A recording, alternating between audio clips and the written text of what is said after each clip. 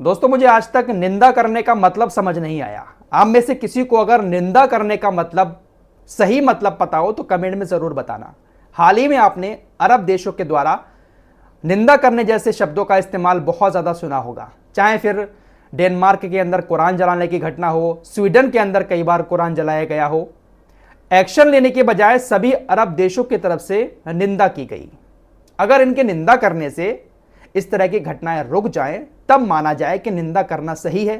लेकिन कभी भी कहीं पर भी दुनिया में मुसलमानों के खिलाफ कुछ भी होता है तो अरब देश सिर्फ और सिर्फ निंदा करते हैं। आपको अगर सही मतलब बताओ तो भाई मुझे बता जरूर देना। इस वक्त आप सभी लोग ज्यादातर इजराइल और फिलिस्तीन की जंग की खबरें ही देखते होंगे। मैंने आपको सुबह भी बताया था कि दो तरह की खबरें चल रही हैं। मीडिया सीधे तौर पर इजराइल का पक्ष कर रहा है, वहीं कुछ यूट्यूबर हैं जो इजराइल को गलत कह रहे हैं। लेकिन मेरा तरीका थोड़ा सा अलग है। मैं आप लोगों को रियलिटी बताने की कोशिश कर रहा हूं। अभी कुछ देर पहले से आपने यह खबर सुनी होगी कई सारे यूट्यूब चैनलों पर और मीडिया पर भी कि 22 इस्लामिक देश एक साथ इजराइल के खिलाफ हो गए हैं, फिलिस्तीन के समर्थन में उतर आए हैं 22 इस्लामिक देश। अब जंग बड़ी होने वाली है। क्या वाकई में ऐसा हुआ है? क्या वाकई में 22 इस्लामिक देश फिलिस्तीन के समर्थन में आ गए हैं और वो इजराइल के खिलाफ कोई एक्शन लेने वाले हैं? क्या है हकीकत? हकीकत सिर्फ इतनी सी है कि आज 6 दिन हो चुके हैं फिलिस्तीन और गाजा पट्टी पर लगातार बमबारी की जा रही है। इजराइल ने फिलिस्तीनियों का खाना पीना, यहां तक कि बिजली भी काट दी है।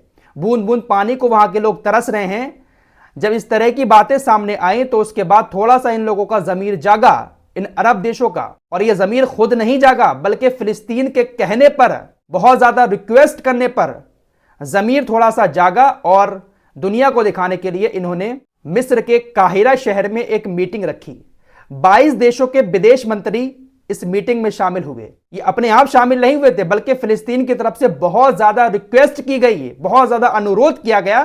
तब 22 देशों के, अरब देशों के मंत्री मिस्र के काहिरा शहर में एक मीटिंग करते हैं। और इस मीटिंग में इजराइल ने ये जो प्रतिबंध लगाए हैं, पानी बंद कर दिया है, खाना बंद कर दिया है, यहां तक कि जो तेल अगर जाता इजराइल के अंदर जिससे बिजली बनती, वो सारे ईंधन पर रोक लगा दिए, ट्रक अंदर नहीं जा पा रहे हैं।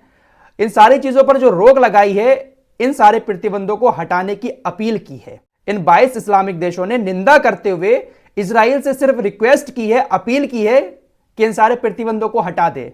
वहां के लोग परेशान हैं, खाने पीने के मोहताज हैं, लाइट भी नहीं है वहां पर, तो इन प्रतिबंधों को हटा दिया जाए।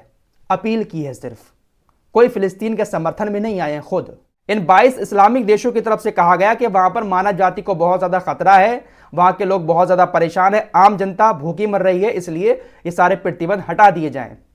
अब इस पर इजराइल ने क्या रिएक्शन दिया है? इनकी एक भी नहीं मानी। इजराइल की सरकार की तरफ से साफ कह दिया गया है कि दुनिया हमें नैतिकता का बांटना पड़ा है, यानी इनकी बात उसने नहीं मानी। इजराइल का कहना है कि हम खाना पानी और ये जो ईंधन है जिससे लाइट बनती है, ये जितने भी प्रतिबंध हमने लगाए तब तक नहीं हटेंगे जब तक हमारे जो आम नागरिक हमास के कब्जे में हैं, उनका अपहरण किया हुआ है, उनको घर वापस नहीं भेज देता है हमास, तब तक गाजा पट्टी से कोई भी चीज अंदर नहीं जाएगी। ना पानी अंदर जाएगा, ना खाना अंदर जाएगा और ना ही बिजली वहां पर दी जाएगी।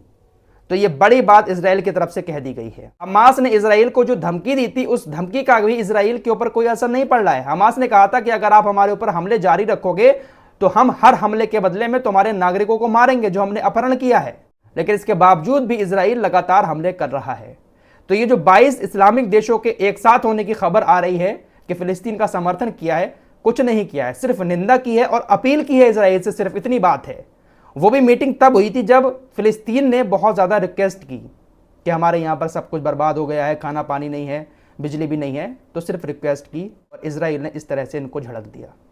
मुझे समझ नहीं आता है कि ये देश क्यों इजराइल से इतने ज्यादा दबे हुए हैं। ये इस्लामिक देश बीच का रास्ता निकाल रहे हैं कि कैसे भी करके जंग खत्म हो जाए, क्योंकि इनका भी बहुत सारा कारोबार रुका हुआ है। यूएई का कारोबार चलता है, सऊदी अरब भी पास आने की कोशिश कर रहा है और भी अरब मुल्कों से इजराइल का लेन देन है। तो ये लोग चाह रहे हैं कि जल्द से जल्द जंग खत्म हो जाए। लेकिन जब तक इजराइल के आम नागरिक हमास के कब्जे में हैं, ये जंग तब तक जारी रहेगी। फिलहाल मैं बात साफ कहता हूं कि इन इस्लामिक देशों की बस की बात नहीं है कि इजराइल के सामने ये आकर खड़े हो जाएं और खुलकर फिलिस्तीन का समर्थन कर दें। अगर इनकी बस की बात होती तो 70 सालों से जो पूरे फिलिस्तीन पर इजराइल ने कब्जा किया है वो कभी ना करता। आपके सामने एग्जाम्पल है, लगातार कुरान जलाए जाते हैं डेनमार्क में, स्वीडन में। एक बात कहूं, कुछ लोगों को यहां पर और ज्यादा बुरा लग जाएगा, रजब तैयब एर्दोगान ये भी बस बातें ही करते हैं, इनकी तरफ से ही बस बयान आते हैं कि ऐसा कर देंगे वैसा कर देंगे, लेकिन आज तक आपने कभी कोई एक्शन लेते हुए देखा? तुर्की एम्बेसी के बाहर कितनी बार कुरान को जलाया गया, लेकिन बस बयान आते रहते हैं, बड़ी बड़ी बातें होती रहती हैं। फिलहाल ये रियलिटी है जो मैंने आपके सामने रखी, और मैं ऐसी ही रियलिटी आपके सामने रखता रहूंगा। मैं नहीं चाहता कि आप लोगों को बड़ा चढ़ाकर खबरें बताऊं, आपको खुश करूं झूठी खबरें सुना सुना करके, उसने एक्शन ले लिया, उसने एक्शन ले लिया। असली खबर यही है कि गाजा पट्टी पूरी तरह से बर्बाद हो चुकी है। फिलिस्तीन के लोग दाने दाने को, खाने खाने को मोहताज हैं। फिलहाल इस रिपोर्ट में इतना ही, मिलते हैं एक और नई वीडियो के साथ, तब तक के लिए अपना ख्याल रखिए।